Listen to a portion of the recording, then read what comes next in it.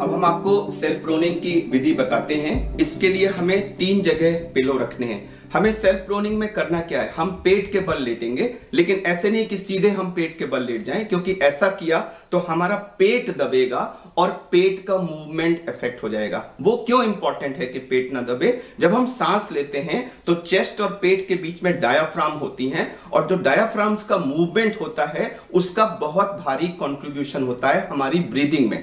तो अगर पेट दबा तो वो डायाफ्राम का मूवमेंट इफेक्ट हो जाएगा और उससे उल्टा इफेक्ट आ जाएगा। तो ऐसा हमें कदापि नहीं होने देना है। इसी के लिए हम 3 जगह पिलोज रखते हैं। एक ये बिल्कुल पैर की तरफ, देखिए ये है पिलो जो बिल्कुल पैर की तरफ है। ये उतना इंपॉर्टेंट नहीं है। सबसे इंपॉर्टेंट पिलो हैं 2 या 3 या 4 आपको लेने पड़ेंगे depending on the size of your pillow, जो कि हमारी पेल्विस, जो ये है हिप बोन हम जिसे कहते हैं, इस हिप बोन के नीचे आएंगे। ध्यान रखना है कि पेट के नीचे पिलो नहीं आना है। पेट का जो लोअर मोस्ट पोर्शन है जिसको हम हिप बोन कहते हैं, ये पिलो पे आएगी। और तीसरा पिलो होगा हमारे हेड एंड की तरफ, जो हमारी अपर चेस्ट को सपोर्ट करेगा। तो प्रोनिंग पोजीशन में जाने के बाद हमारी अपर चेस्ट एक पिलो पे सपोर्टेड होगी। हमारी जो ये हिप बोन है ये 2 या 3 या 4 depending on thickness of pillow उस पे सपोर्टेड होगी, और पैर हमारे नीचे की तरफ होंगे। सबसे अहम चीज है कि पेट बिस्तर पे नहीं दबना चाहिए, और आपकी पोजीशन हो जाने के बाद पेट और बेड के बीच में एक हाथ जा पाना चाहिए, जो इंश्योर करेगा कि आपके पेट का मूवमेंट ठीक हो रहा है। अब मैं इसको करके दिखाता हूं। मैं झुका, पेशेंट तो लेटा होगा तो वो लेटी पोजीशन में भी कर सकते हैं, मैं आपको खड़े होकर दिखा रहा हूं। अब मैंने ये 3 पिलो लिए हैं। अब ये इंपॉर्टेंट है कि मेरा पेट ना दबे, ये जो पेल्विस वाला पोर्शन है ये इसके ऊपर आए। तो मैंने अपना ये जो पेल्विस का पोर्शन है इसको इन पिलोस के ऊपर लिया, लेट करके थोड़ा सा मैंने उसको एडजस्ट किया। अब मेरा पेल्विस का पोर्शन, हिप बोन वाला पोर्शन पिलोस के ऊपर है, पेट बिल्कुल फ्री है।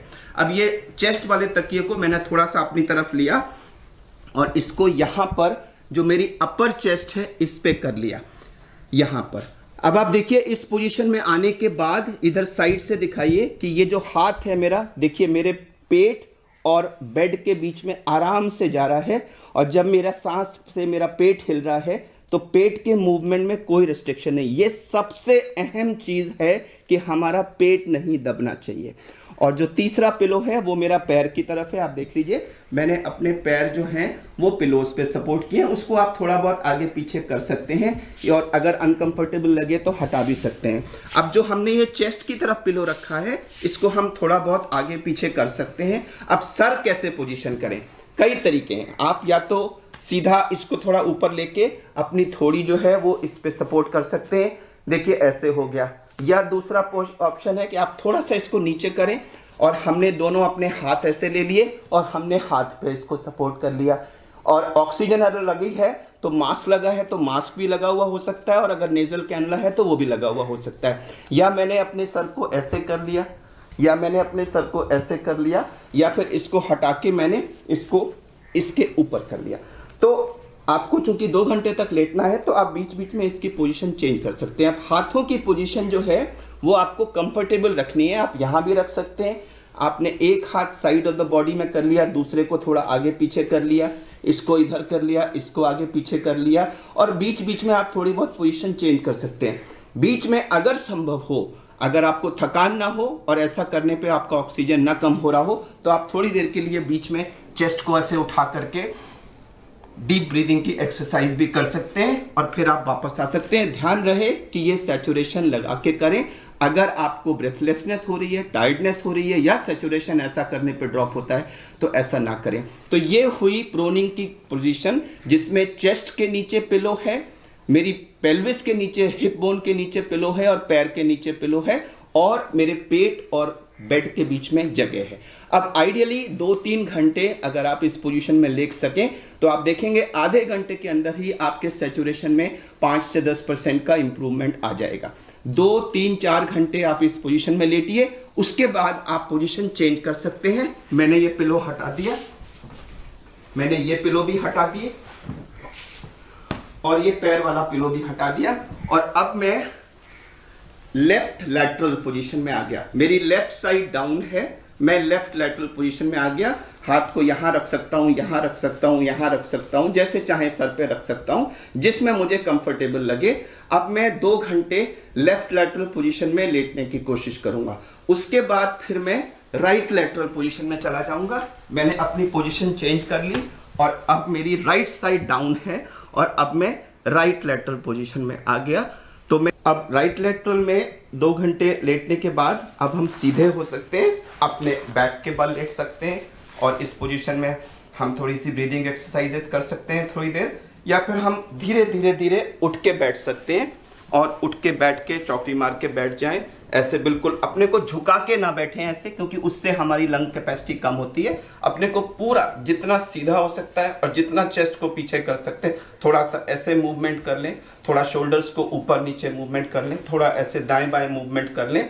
और बैठने के साथ में आप अपने को सपोर्ट भी कर सकते हैं। बेड पे कोई स्टूल या कोई ऐसी चीज अगर ले लें, ऐसे रख लें और उस पर एक पिलो रख करके ऐसे करके आप यूं रख करके इस पर सपोर्ट लेकर भी बैठ सकते हैं। तो इससे भी, ये हम लोग कार्डियक पेशेंट्स में ये पोजीशन अक्सर यूज करते हैं, तो इससे भी आपको सपोर्ट लेके बैठने में थोड़ा सा मदद मिलेगी। तो 1-2 घंटे बैक पे लेटना या सीधा, तो 2 घंटे प्रोन यानी पेट के बल, 2 घंटे लेफ्ट लैटरल, 2 घंटे राइट लैटरल, फिर 1-2 घंटे बैठे हुए या बैक पे लेटे हुए, और फिर इसी साइकिल को हम रिपीट कर सकते हैं। अब जरूरी नहीं है कि हर पोजीशन में आपको बेस्ट मिले, इंडिविजुअल वेरिएशंस होंगे।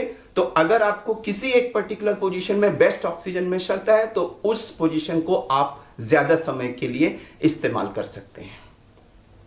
मैं फिर दोहराना चाहूंगा कि ये जो सेल्फ प्रोनिंग है ये कोई मैजिक बुलेट नहीं है, नंबर 1। नंबर 2, ये ऑक्सीजन का या वेंटिलेटर का या आईसीयू केयर का कोई श्योर शॉट ऑल्टरनेटिव नहीं है। यह हर घर में आसानी से बिना किसी इक्विपमेंट के, बिना किसी एक्सपेंडिचर के कर सकी जाने वाली प्रूव्ड, साइंटिफिकली प्रूव्ड इफेक्टिव एक मेथड है। और इसको जैसे ही आपका सैचुरेशन कम होना शुरू करे, अगर आप इसको इस्तेमाल करने लगे तो तुरंत आपको 5 से 10% का ऑक्सीजनेशन में इंप्रूवमेंट मिल जाएगा, जिससे हो सकता है आपको ऑक्सीजन लगाने की जरूरत ही ना पड़े। एक, या जब तक आप ऑक्सीजन या बेड का अरेंजमेंट करते हैं तब तक कम से कम आपका सैचुरेशन इंप्रूव हो जाएगा। और अगर ऑक्सीजन भी आप लगानी पड़ी तो हो सकता है उसकी मात्रा हमें कहीं कम इस्तेमाल करनी पड़े, जो आज की तारीख में बहुत इंपॉर्टेंट है।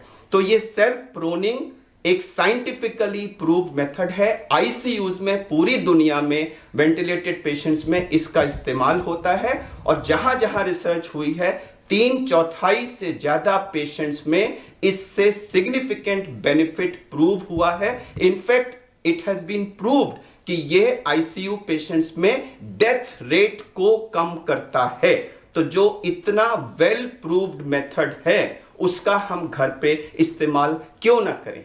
कुछ लोगों ने पूछा कि जिनका अभी ऑक्सीजन गिरना नहीं शुरू हुआ लेकिन वो अभी कोविड से पीड़ित हैं, क्या वो भी कर सकते हैं? तो कर सकते हैं, इसमें कोई नुकसान नहीं है। इसका प्रॉपर एप्लीकेशन तो उनके लिए है जिनका ऑक्सीजन गिरना शुरू हो गया, बट दूसरे लोग भी अगर belly down, right lateral, left lateral बैठा इस पोजीशन में चेंज करते रहेंगे तो कोई नुकसान नहीं होगा, फायदा भले ही हो सकता है। 4-5 कंडीशंस हैं जिसमें प्रोनिंग नहीं करनी है। एक तो गर्भवती महिलाएं, उनको ये नहीं करना है। जो लोग बहुत ज्यादा ओबीज हैं और उनकी बेली बहुत आगे पेट है, तो उनके कितने भी पिलो लगा लें आप, उनको पेट दबेगा, तो उनको नहीं करना चाहिए।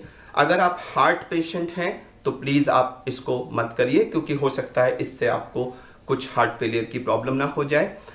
अगर आपकी स्पाइन की कोई मेजर प्रॉब्लम है, कोई स्पाइन की आपको स्पॉन्डिलोसिस या स्पाइन की कोई प्रोलैप्स डिस्क वगैरह की प्रॉब्लम है, आपको हिप बोन का कोई ऑपरेशन हो चुका है, पैर में किसी बोन्स वगैरह का फ्रैक्चर है या किसी चीज का ऑपरेशन हो चुका है, तो कृपया ये ना करें, क्योंकि हो सकता है कहीं उन फ्रैक्चर रिपेयर साइट्स को कहीं इससे नुकसान ना हो जाए। एक और चीज, खाना खाने के तुरंत बाद ऐसा ना करें, क्योंकि उस समय पेट थोड़ा फूला होता है, तो तुरंत बात करने से आपको उल्टी आने की या इस तरह की संभावना हो सकती है। दूसरा, अगर ऐसा करने पर आपको कोई डिस्कंफर्ट हो रहा है, बहुत तकलीफ हो रही है, तो फिर आप ऐसा ना करें।